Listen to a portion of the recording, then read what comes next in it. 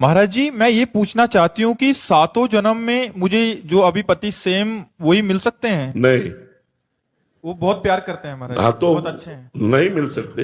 ये गारंटी से हम कह रहा हूं, ये कोई फिल्मी स्टेज थोड़ी है, ऐसा थोड़ी है। ऐसा नहीं हो सकता। हाँ, एक उपाय हो सकता है।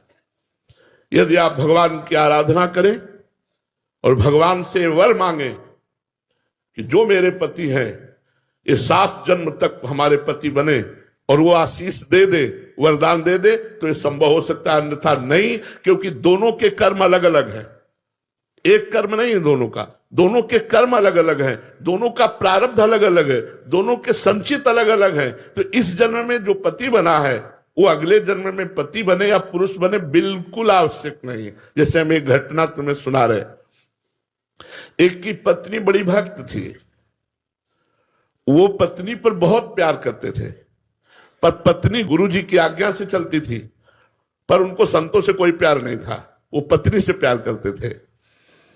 तो एक दिन पत्नी ने बहुत प्रेम से उनसे कहा कि हमारी एक बात मानोगे, आप हमारे गुरुजी से दीक्षा ले लीजिए, क्योंकि हम दीक्षित हैं और आप दीक्षा नहीं लिए तो हमारा आपका प्रेम अधूरा।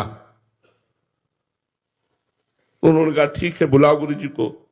गुरुजी को बुलाया और दीक्षा लेने के लिए गंगा स्नान करने के लिए चले, तो गांव के 2-4 लोग मिले, बोले आज ये धोती टांग के कहां जा रहे हो? बोले यार पत्नी कह रही दीक्षा ले लो, गुरुजी आ गए तो गंगा से। अरे, और वो धोती लेके वापस आ गए, बोले नहीं लेना मुझे दीक्षा। कालांतर में दोनों का शरीर छूटा, तो पति आसक्त होने के कारण उसका मोक्ष नहीं हुआ, और वो राजा की राजकुमारी के रूप में जन्मे।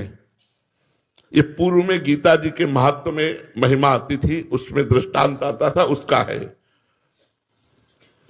और वो पत्नी के प्यार के कारण जहां वो राजकुमारी जन्मी, वही हथिनी से वो पुत्र के रूप में प्रकट हुआ, हाथी का शावक।